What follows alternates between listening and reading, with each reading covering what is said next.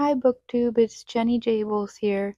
I'm gonna be going over what I finished reading in June and July. It's not like, well, also something that I didn't finish, but it's not like I read them all entirely in June and July. Like some of them I started them like months ago. It's just anyway, because I haven't like done a reading update in a while because I've been very tired. And I hope this doesn't go on too long because I get really tired by like the end of the videos when I try to do a long video. And then I like don't make any sense. So like I come in strong in the beginning and I know what I'm saying, but then by the end I'm just like I don't know, it's a book. It's a book, yeah. Um what do you want me to say? I don't know. So yeah, Boomer is in this video. She's in this little pod right here, which I don't understand. It's a heated pod. It's for like the winter time and it's the summertime and it's really hot out, but she still likes to go into her little heated pod even in the summer. That's how much she hates being cold. And she's old, so she's a little old lady and she gets cold easily. Um Anyways, that's where Boomer is. Yeah, so I didn't finish Finnegan's Wake yet. So from like April through June, we were reading this with the group. Um, we read about 200 pages of it, and there's still 400 more pages of it. Um, so so the thing is, so we picked certain sections. So we started at what was it, like page 104? I think, yeah, page 104.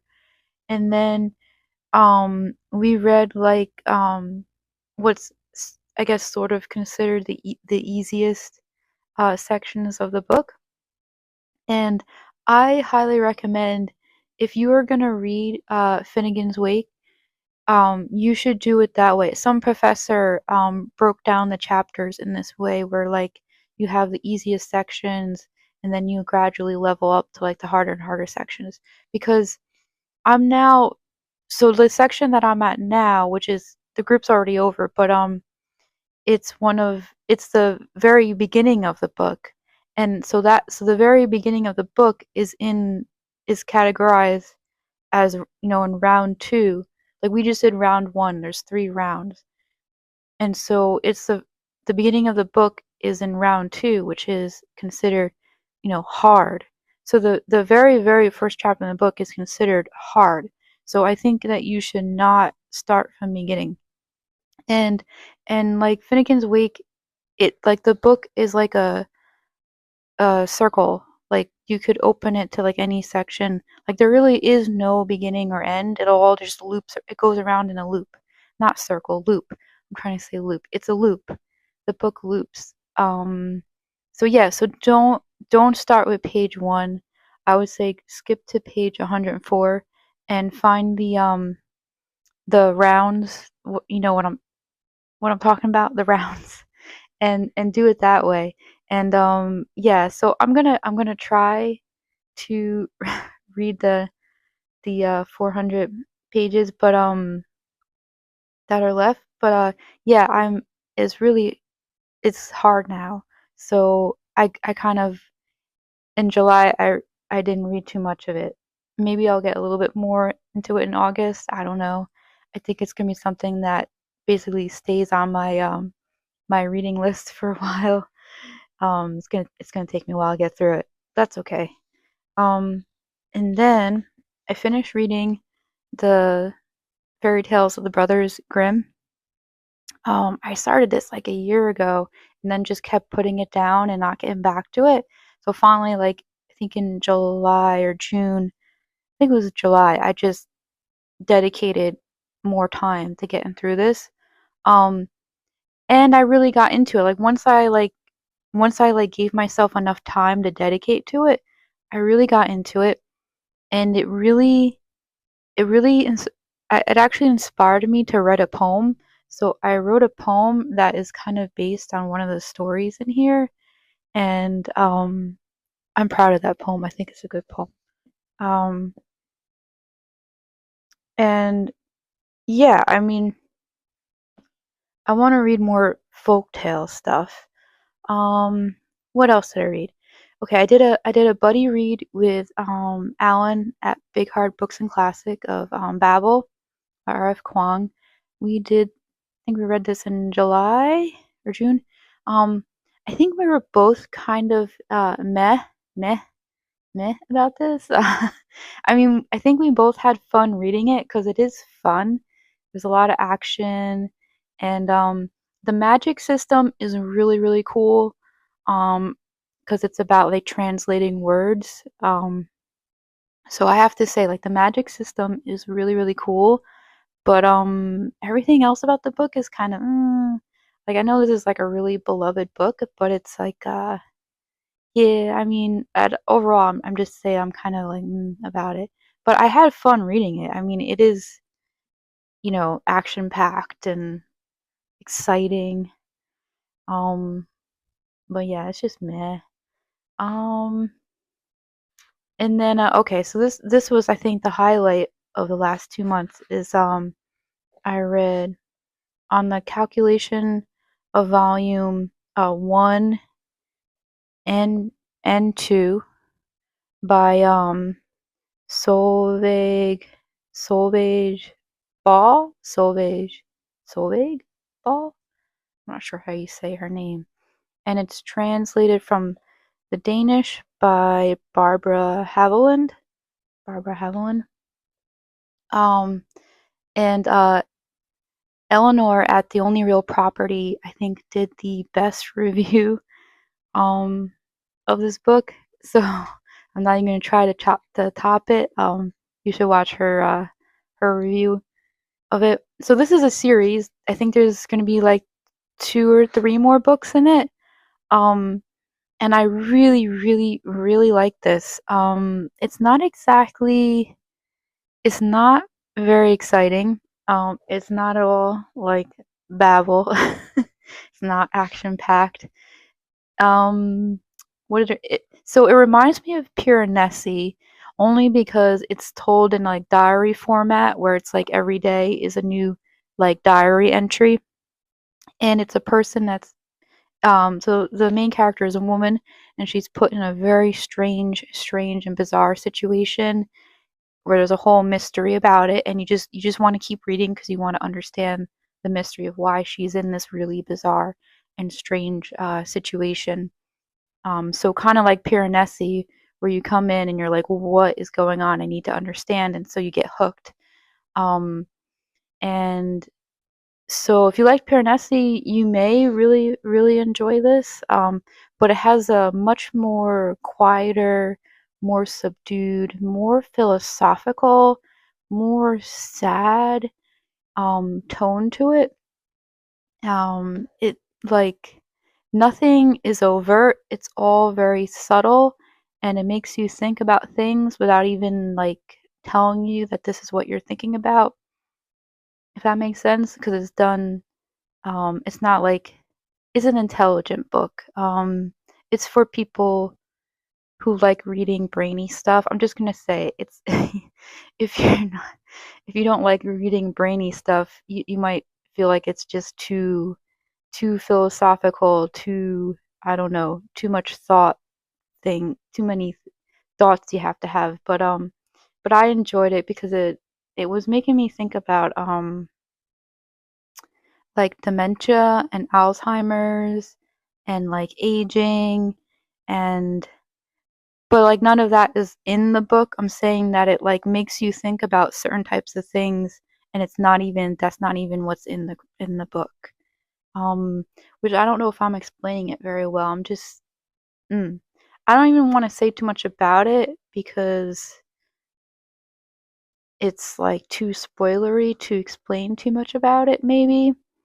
I mean, you can read a little synopsis about it, and if you think it sounds interesting, you should check it out. But I've already pre-ordered all the rest of the series, or whichever ones are being translated, because I'm hooked. Um, I also read Borrowed Bones by Louis J. Rodriguez. Check out my Poetry Thursday video. Wonderful poems. I also read Fume by Philip Hall. Check out my Poetry Thursday videos. A lot of you people comment on the Poetry Thursday videos, so I know people are watching them, even if they don't get a lot of views. Um, and then what else was going on? Oh yeah, no, I also read Blue Remembered Star by Bren Booth Jones, another booktuber on here.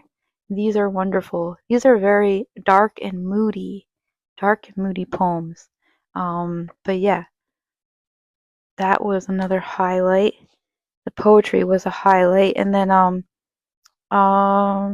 we also did the John Berryman, the Dream Songs, and these were pretty depressing. Not all of them, but some of them, most of them were. Yeah, but I did enjoy the group experience of going through this.